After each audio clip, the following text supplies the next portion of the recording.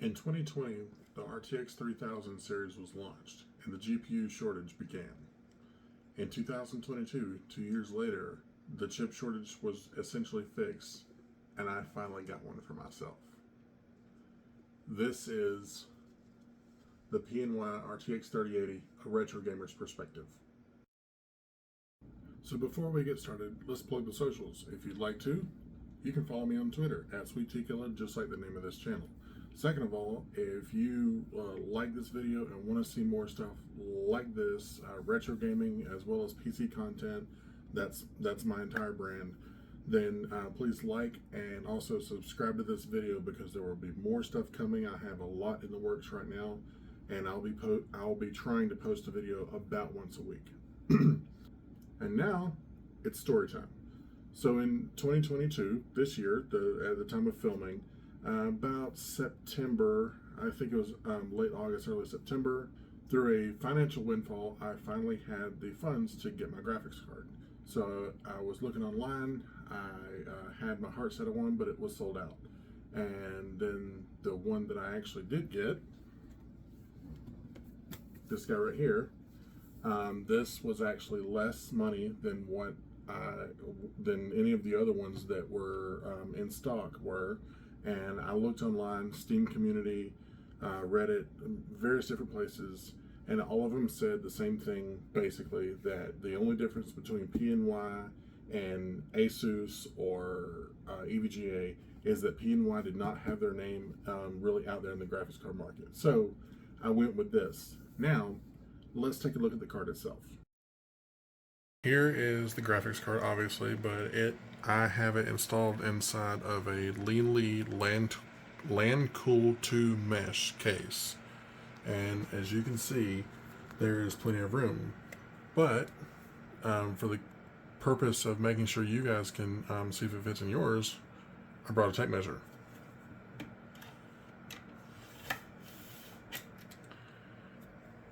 Let's see. I can get my tape measure to work.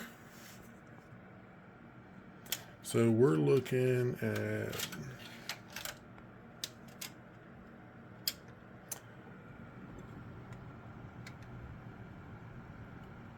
just shy of 11.5 inches.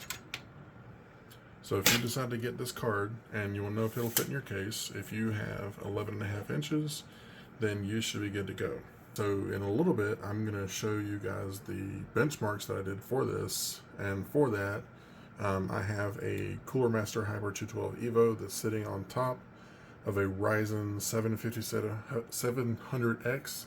And I also have 2 sticks of G.Skill DDR4 memory, 3600 speed. Whenever I was doing all the upgrades to get this system going, I also made sure that I got a nice big beefy power supply unit. And for this card, I recommend everybody getting a nice big power supply. So I have an EVGA 850 Supernova. One final thing inside the case is I noticed whenever I put this in is there's almost zero sag on this GPU. I want to talk to you for just a second about the software, and I can't bring the software for the GPU up without bringing up MSI Afterburner. And the reason for that is because, like most people, I use MSI Afterburner for all of my overclocking. However, should you so choose, there is an overclocking feature in the GPU hardware. Now, I have not had a chance to actually use this software for overclocking, but there is one feature that I do use quite often. And if you look really carefully, these little tiny letters right here, you'll see LED control. And you can make the LEDs react to the GPU temperature. You can make them just a still color. I have all of them blue. I don't really use this that much because I have RGB fans in my case and the lights aren't that bright. I would say that is one of the weak features about the card is because there are few LEDs and the ones that are in there just are not very bright. As far as the colors that are available, it's pretty much any color you want, and you can choose 3 of them and make them alternate in various different ways based on what the software offers. So I have been playing Doom Eternal for about 10 minutes or so now, and right now we're at this stage right here. We're sitting at 61 degrees Celsius and 79 to 83% usage of the GPU. Granted, this is on in 1080p, but this is just to give you guys a little bit of a hint as to how the GPU performs under this kind of load. Could I put a heavier load on it? Absolutely. That's why I'm going to be trying another game, just to give you another view of the performance of this GPU. I gotta say, so far, I'm really impressed with it. I've been able to do absolutely anything that I want to so far. Granted, only at 1080p because that's the setup that I have right now. And just to say that, I'm thoroughly impressed. I don't really have any bad things to say about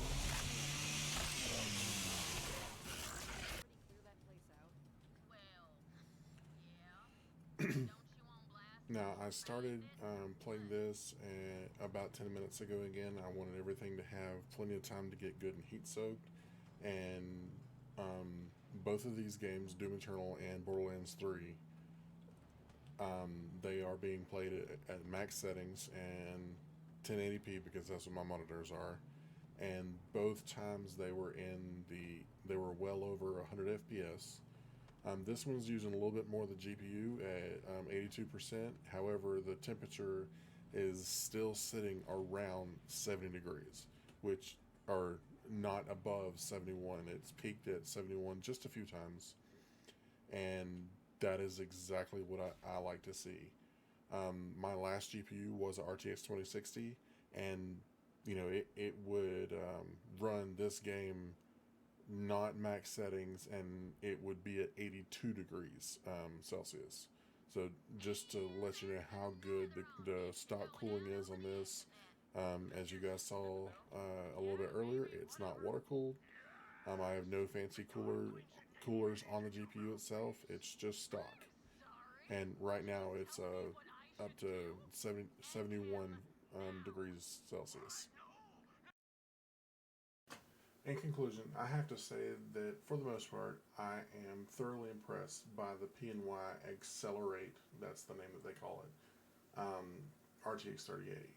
It's done everything I asked it to up until now. Granted, I upgraded from a 2060, but I do not play games on anything but ultra settings now. I don't have the most graphically intensive games, but I found the ones that I could, and I was impressed with what I saw.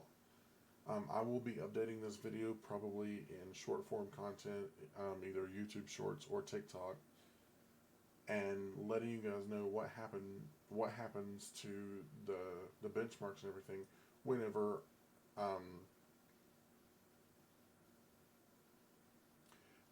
I'm able to play games in 1080p. Excuse me, not 1080p, 1440p. The monitor should be here within the next few days, so you can watch out for that. Overall, I will give, being that I wasn't able to push it past 1080p, I will give this GPU at least an A. Again, it stays cool. It does exactly what I need it to, and I honestly could not be happier with my purchase. I would encourage you to give PNY a try. I don't know about their other products, but based on what I've seen from this graphics card, I could safely say that they're a company worth checking out. Thank you guys once again for watching this video. And again, if you like it and you want to see more stuff like this, then like this video and subscribe to the channel, and you'll see more both in YouTube Shorts as well as long form content like this video. And until next time, work hard, play hard, game hard, but above all else, click this video and be excellent to each other. Bye.